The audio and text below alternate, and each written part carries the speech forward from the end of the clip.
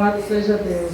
Irmão, como eu já contei alguma vez aqui sobre a minha infância, eu fui criada com minha avó, e que tudo em nossa vida, Deus tem um propósito na nossa vida. E que se não fosse propósito de Deus, eu não estaria aqui hoje. Porque eu sei que de várias formas Satanás tentou tirar a minha vida, né? Ou me afastar de conhecer esse Deus que eu conheci. Conheci aos 16, mas depois me afastei, né? Porque não tive uma ajuda e acabei me afastando. Mas retornei para o meu Senhor aos meus 22 anos, depois que eu casei. Eu fui criada com minha avó, e minha avó ela era do candomblé. Naquela época, minha mãe me deixou com minha avó pequena, e eu fui criada com ela até os meus 10 anos. E minha avó sempre me levava ao terreiro de macumba, onde ela frequentava. E ali eu, com a minha inocência, eu ia naquele lugar para brincar, né? Para mim eu ia brincar, tudo era novo para mim. Para mim ali não queria dizer nada, eu só queria mesmo brincar. Eram muitas crianças que tinha lá. Mas nessa inocência minha avó foi tirando de mim, me levando porque ela pretendia me entregar aos deuses dela ali naquele lugar. E eu fiz quase todos os passos. Quando faltava o último passo, algum dos passos que era para raspar a minha cabeça e depois cortar, né, o corpo, que eles fazem lá os juramentos deles. E minha mãe também, ela frequentava lá em Alagoinhas, que minha mãe já morava em Alagoinhas, e eu morava em Santa Luz com minha avó e meu outro irmão, mais novo do que eu, 4 anos. E minha mãe, mesmo ela frequentando a macumba, mesmo sendo de lá abrindo mesa branca, fazendo as coisas dela, ela não aceitou o que minha avó estava fazendo comigo. E ela soube por alguém, né, da minha família, e minha mãe, de repente, ela chegou em Santa Luz e me arrancou dos braços da minha avó. Mas o que eu quero dizer, que eu saí daquele lugar. Minha mãe me tirou daquele lugar. Eu vi muitas coisas ali. Eu vi a minha avó beber sangue de animal. Eu vi matança de boi ali no meio do salão à noite. E eles me botavam para dançar também ali aquele redor. Muitas vezes eu me manifestei nos demônios lá dele. E isso me acompanhou até a minha vida adulta. Essa maldição me acompanhou. Minha mãe me tirou, mas a maldição acompanhou. E muitas das vezes tem pessoas que vivem a maldição hereditária e não conseguem se libertar, porque não procura o Senhor, o doutor Jesus, né, para se libertar, porque só Ele é que nos liberta. E depois disso, eu fui morar com minha mãe, vi muito, acompanhava minha mãe nas mesas brancas que ela abria para adivinhação. Minha mãe já deu tanto dinheiro a esse povo, mas a vida dela só era miséria. Minha mãe não prosperava. Meu pai largou minha mãe, eu tinha 8 anos de idade, e minha mãe criou 6 filhos sozinha. E por ela viver, dar o dinheiro dela a essas pessoas que abriam mesa, mandavam tomar banho de folha, mandavam a mãe comprar tanta coisa para fazer macumba, para abrir caminho, para chamar dinheiro, mas só quem dá tudo é Deus. E minha mãe nunca prosperou, ao contrário, minha mãe sempre passava por necessidade e nós juntos ali. Mas minha mãe venceu, glória a Deus. Aos 16 anos, eu enfrentei uma cirurgia, que eu já fui quase morta, né, para aquele hospital. Eu trabalhava de empregada doméstica na casa da Dona Dina, até hoje somos amigas, graças a Deus. Hoje ela é convertida. Trabalhei com ela nessa época e eu tive apêndice.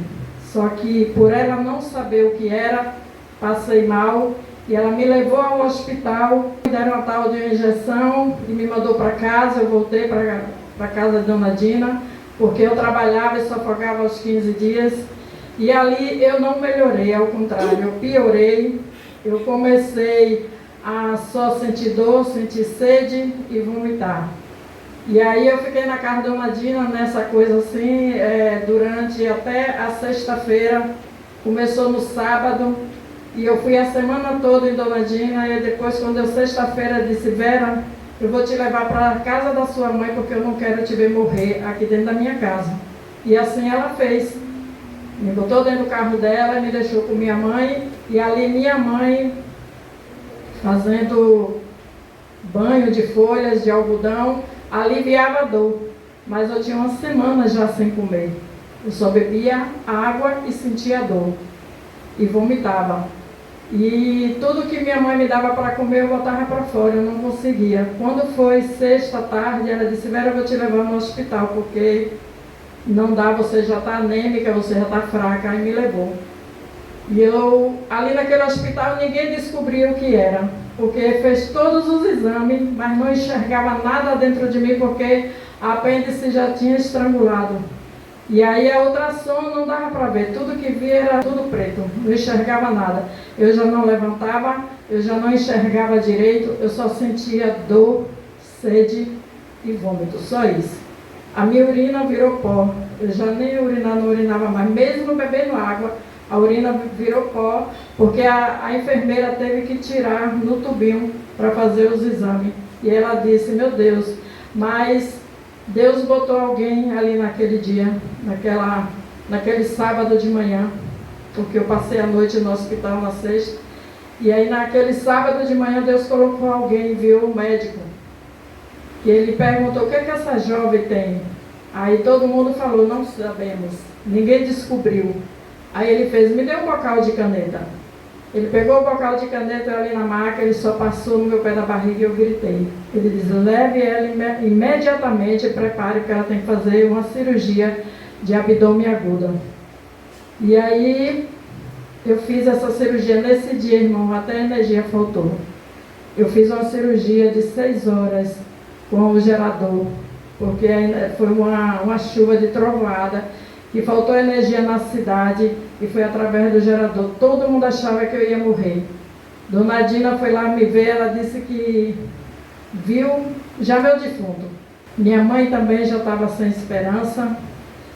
E aí foram 6 horas de cirurgia naquela sala, e minha mãe disse que só via os médicos correndo para lá e para cá, com as vasilhas cheias daquela secreção que tirava de mim, e ela disse que não sabia de onde saiu tanta secreção de mim, e eu só tinha 16 anos. Até hoje, eu só não mostro minha cicatriz porque é em um lugar inadequado, mas até hoje eu carrego essa cicatriz.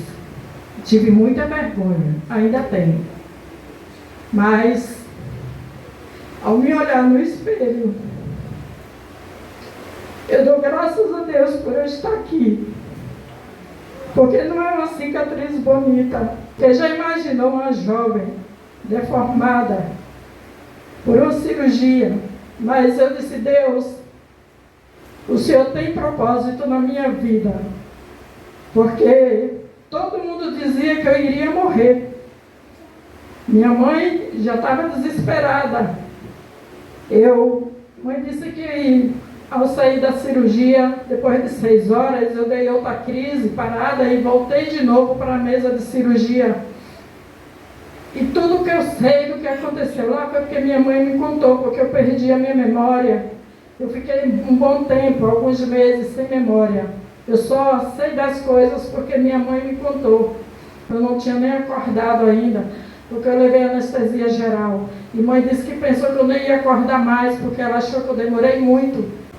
E com 14 dias eu peguei infecção hospitalar. A minha barriga abriu toda, porque eu levei 54 pontos em minha barriga. Pega acima do umbigo até a virilha. E peguei e a minha barriga abriu toda novamente. Cabia uma mão dentro de minha barriga. E o médico disse que não podia mais dar ponto, porque Não, naquele momento eu não podia ter que deixar a carne chegar e 1 ano depois fazer uma correção. E ali eu fiquei internada ali naquele hospital quase 2 meses. Quando eu saí dali, eu tinha vergonha, minhas roupas, porque quando eu vestia mostrava. Eu não podia vestir qualquer roupa, porque ficava aquele buraco profundo, porque não costurou. E aos 17 anos eu fiz a correção. Mas depois que eu casei, como entrou muito vento na minha barriga, criou hérnia. E eu fiz a correção, mas o médico não operou da hérnia. E quando eu casei, aos 21 anos, eu engravidei. Com 1 mês de casada eu engravidei logo. E aí a hérnia aumentou. Estava me prejudicando, eu tive que operar. E eu fiquei com um problema, rejeição de ponto. Nem todos os pontos a minha pele aceita. E aí eu lembro que esse doutor, ele me levou em Esplanada, que fica depois de Alagoinhas, e eu fiz essa cirurgia. No outro dia, meus irmãos, minha barriga estava toda aberta. Porque eu disse, doutor, o médico Queiroz, ele falou que eu só posso fazer cirurgia, me costurar com lã de carneiro especial. Ele fez, mas o hospital só tem essa. E como você já está aqui, vai ter que fazer com essa. E assim ele fez. No outro dia, a minha barriga abriu todinha. E aí, mais um sofrimento. Eu sofrendo de dor e a anestesia tinha subido para a cabeça. Eu gritava de dor, porque assim que eu levantava e dava aquela dor de cabeça, porque eu levantei a cabeça na mesa de cirurgia e a anestesia subiu. Foi um sofrimento. Já imaginou você com a barriga aberta? A anestesia subiu para a cabeça e você com um filho pequeno. Nessa época eu tinha 3 filhos, quando eu operei. Aí ela me levou para esse médico no Hospital Dantas Bião. Eu achando que ele ia fazer uma correção. Aí ele fez no cru ali mesmo. Ele botou um dreno. E eu fiquei com esse dreno um bom tempo para poder ir drenando, porque inflamou tudo. E ele não fechou. Depois que tirou esse dreno alguns meses, teve que fechar usando fibrase. E depois disso fiz mais outra cirurgia, mais outra rejeição e nisso me deformou. Mas eu dou graças a Deus, sabe por quê? Porque Deus, ele não deixou eu morrer quando eu fiz aquela cirurgia de apêndice estrangulada. Deus, ele não deixou eu morrer quando aquela anestesia subiu a minha cabeça e eu não aguentava nem sentar. Chorava eu, chorava o marido e chorava os filhos, porque era uma dor terrível. E isso foi indo muito tempo, foi passando, essa anestesia foi saindo, disseram que era para eu ir no hospital, eu fui para ele tirar, mas os médicos não tirou e eu tive que ir suportando isso até a anestesia ir descendo. Então, Deus, quando ele tem um propósito, ele cuida, ele zela, mesmo que a gente venha sofrer. Louvado seja Deus. Então, é um testemunho de vida que quem me conheceu e quem me conhece ali em Alagoinhas sabe o que eu passei. E o médico falou para minha mãe que eu nunca ia ter filho. E eu ouvi minha mãe conversando com a Bia e eu chorei, porque eu disse, rapaz, eu vou casar, meu sonho era ter 2 filhos. E o médico disse à mãe que eu não vou ter mais filho. E quando eu casei, com 1 mês, engravidei logo. E foi um atrás do outro. A diferença era 2 anos. E nisso foi 5 filhos, 5 bênçãos, né, que Deus me deu. Louvado seja Deus. Então, irmãos, meu primeiro testemunho foi esse. E o meu segundo é que nós temos que nos alertar de nunca levar para nossa casa qualquer tipo de objeto. Só porque alguém é seu amigo, alguém ou é seu namorado, marido, mas tem coisas que a gente recebe de presente que são amaldiçoadas. E eu, para não dizer não, quando meus filhos eram pequenos, as minhas irmãs que moram fora do Brasil, em Portugal, elas traziam presente, 2 bonequinhos. E esses bonequinhos, eles só falavam se os 2 se juntassem. E depois que esses bonequinhos chegou em casa, muita coisa começou a mudar, né? Você sente o clima pesado. E foi ficando, a gente não percebeu nem nada, mas sempre o pastor pregava sobre isso, da gente botar dentro de casa objetos que venham oferecido e que tudo que a gente botar dentro de casa que nós viemos apresentar antes. E quando Larissa estava com menos de 1 ano, a gente foi lá em Barra do Rocha, que hoje é onde eu tenho uma casa. Eu nem conhecia aquele lugar, eu fui visitar antigamente era a minha sogra, Dona Feliciana, que já partiu também. Ela tinha 2 bonecas na mesa dela e ela tinha o altar dela lá oferecido, porque ela frequentava também candomblé. E ela tinha 2 bonecas de plástico e botava ali na mesa. E a Larissa ficou doida por aquelas bonecas. E o pai dela dizia, não vai levar, porque essa boneca é oferecida, essa mesa está no altar ali, essa boneca ali representa Cosme e Damião. Aí eu falei, poxa, rapaz, que besteira, essa boneca aí não é oferecida, é de sua mãe, ela só botou ali para enfeitar.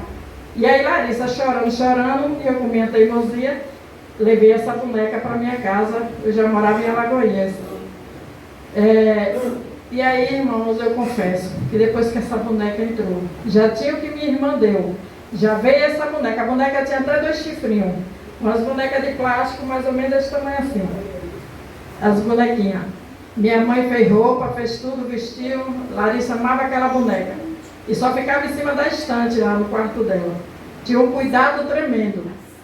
E aí, quando essa boneca entrou dentro de casa, o Cleverson, à noite, ele já não ficava dentro de casa, ele via a panela caindo, passos dentro de casa, vozes, e ele me falava, e falava ao pai. E ele falava, é essa boneca. E eu disse, que boneca, rapaz, que nada. Na verdade, eu ainda não tinha nem me convertido de verdade. Eu ia para a igreja, mas não tinha visão espiritual. Então, precisamos ter visão espiritual. Precisamos buscar Deus para Ele discernir, né? Procurar o dom de discernir para a gente saber o que provém de Deus e o que não provém de Deus. E eu, para não dizer um não à mãe dele, eu aceitei, né, a avó dela, aceitei a trazer aquela boneca para dentro de casa. E precisou Deus me mostrar para eu saber que aquela boneca pertencia aos demônios ali. Porque trouxe uma e ficou a outra lá. E aí, quando dava 6 horas também, eu já não entrava dentro de casa. Eu tinha medo. Eu tinha que esperar ele chegar para eu poder entrar dentro de casa. Mas sobre isso, na minha vida, já foi uma maldição que já veio de lá de quando eu tinha 10 anos. Porque antes de eu casar, antes de ter esses objetos dentro de casa, quando dava 6 horas, eu já não entrava dentro de casa, aos meus 21 anos. Eu já não entrava dentro de casa, porque quando eu entrava, eu via uma mulher toda de preto, batom preto, rosa preta, um véu preto, e no canto da casa. E eu saía, eu ficava na casa de minha vizinha, a gente morava só numa kitnet pequenininha de um vão só. E o banheiro era do lado de fora. Eu ia para casa da minha vizinha e ficava lá esperando. Ele podia chegar meia-noite, mas eu estava lá. Eu tinha medo. E esse medo veio me acompanhando. E depois que eu casei, teve meus filhos, tudo, passei por tudo, ainda levo objeto para dentro de casa, oferecido. E aí eu tinha medo, começou um negócio de briga, a gente brigava muito, começava a discussão dentro de casa, por nada assim, sei lá, acontecia muitas coisas, e eu sem enxergar o que era, e ele sempre falando, é aquela boneca, e eu não dava ouvido. E aí um dia eu arrumando a casa, arrumei a casa toda, arrumei a estante lá do quarto das crianças, dos meninos, e botei a boneca assim em cima de uma estantezinha, nessa altura mesmo, botei ela bem em cima, bem em frente mesmo à porta, e deixei lá ela arrumadinha. E aí à noite, tá todo mundo ali sentado no sofá, assistindo televisão, de repente me dá vontade de olhar para o quarto, quando eu olhei assim para o quarto, aí a boneca fez, piscou o olho. Eu virei, eu achei que foi correndo na minha cabeça. Eu disse, não. Aí virei e fiquei. Todo mundo percebeu, porque eu mudei de cor e mudei de cor assim e fiquei com ar de medo. Aí eu disse assim, não, é coisa de minha mente. Aí eu virei novamente assim pro quarto, ela deu aquele sorriso. O irmão, quando eu lembro até hoje, me arrepeu toda. E eu disse, Carlito, a boneca tá rindo pra mim, piscando o olho. Aí ele fez, eu não lhe falei que é essa maldita boneca? O que foi que eu te falei? Aí pegou aquela boneca, entrou no quarto assim, pegou a boneca pelo braço, saiu pela porta fora, chegou lá fora e tocou fogo. No espírito, ele disse que viu a boneca gritando, os demônios gritando naquela boneca. E depois que aquela boneca foi queimada, depois que ele queimou essa boneca, ele saiu vasculhando a casa toda para ver o que é que tinha, porque ele disse que ainda tinha mais objeto. Que objeto? O Cosme e Damião. E era o demônio que eu me manifestava. Até os 20 anos eu ainda manifestava com ele. E quando eu me libertava, eu não lembrava de nada. Mas Deus colocou uma pessoa de Deus na minha vida, né? Naquela época, que foi o pai dos meus filhos, que lutou em oração, em jejum, ia ao monte, orava por mim. Eu manifestei várias vezes, confesso aos irmãos, que eu manifestei, mesmo na igreja, mesmo eu indo para a igreja, eu me manifestava, não tenho vergonha de dizer. E era uma vergonha para mim e uma tristeza para ele, porque ele via eu na igreja, mas via ainda aquele passado, as maldições, né, do passado ainda me acompanhando. Mas Deus tinha um propósito na minha vida. Ele conhece seu coração, Ele conhece o meu coração. E não foi à toa que Ele foi me buscar de lá desde os 10 anos, me trazendo, mas eu que não queria enxergar, eu que não buscava a visão espiritual, eu que ainda não estava querendo me libertar naquela época. Então precisou acontecer tudo isso com os meus filhos, por causa da minha desobediência. E quando eu me libertei de tudo isso, o diabo ele já não podia mais me usar. A quem ele foi tocar? Os meus filhos. Ele procurou uma estratégia de me ofender, de ofender a minha família, porque quando eu me libertei, quando o Satanás já não teve mais poder sobre a minha vida, que eu comecei a buscar o Senhor, eu comecei a abrir os meus olhos e ver que realmente eu precisava buscar a Deus. E que hoje eu ainda vejo, infelizmente, muitos que ainda estão dentro da igreja e se manifestando em Pombagira e dizendo que é Deus e dizendo que é o Espírito Santo.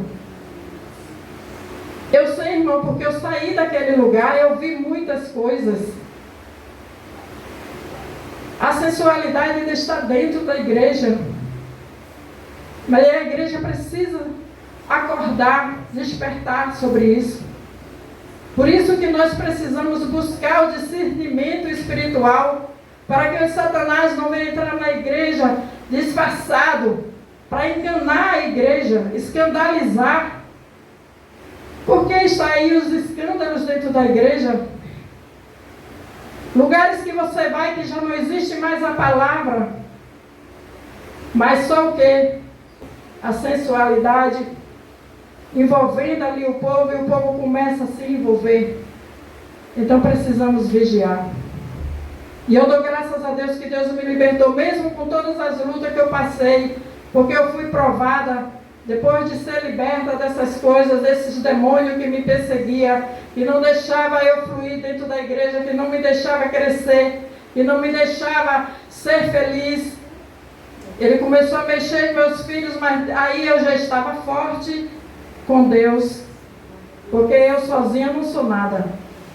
Eu já tinha a sabedoria de ir buscar a Deus para o diabo não fazer meus filhos de capacho.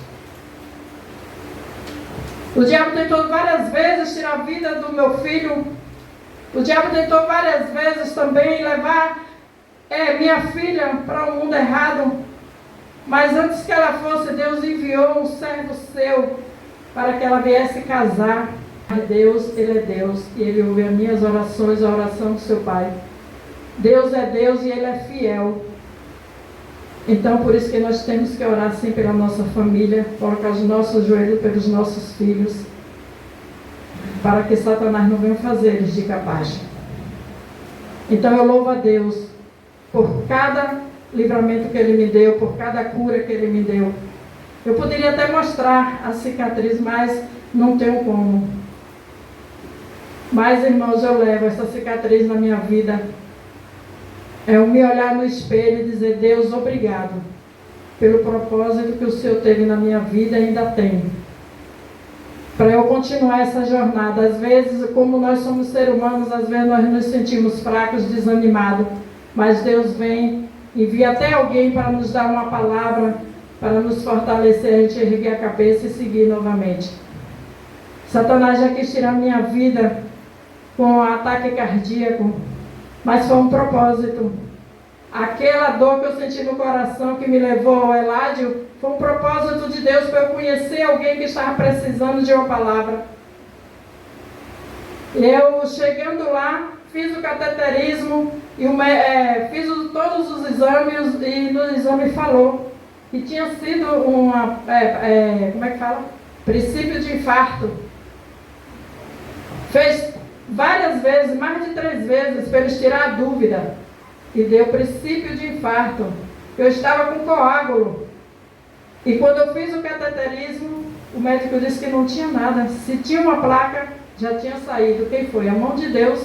Porque eu já tinha levado a palavra que Deus me levou ali naquele lugar.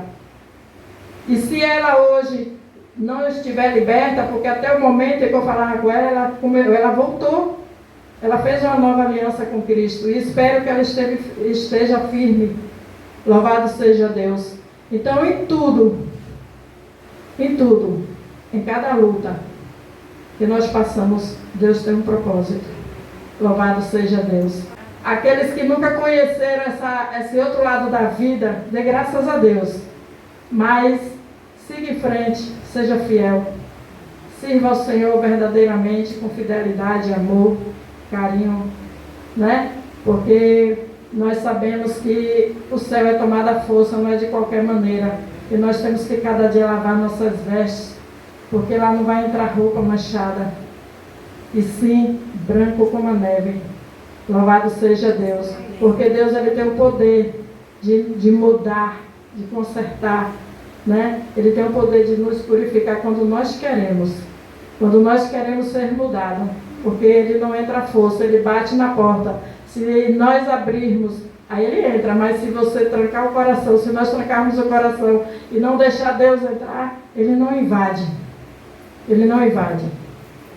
Louvado seja Deus. Então, eu quero agradecer esse momento, esse testemunho, que esse testemunho possa chegar bem longe e que as pessoas venham saber que Deus, Ele tem propósito na sua vida, que Deus, Ele tem o poder de mudar, que Deus, quando nós queremos e cremos, tudo flui em nossas vidas.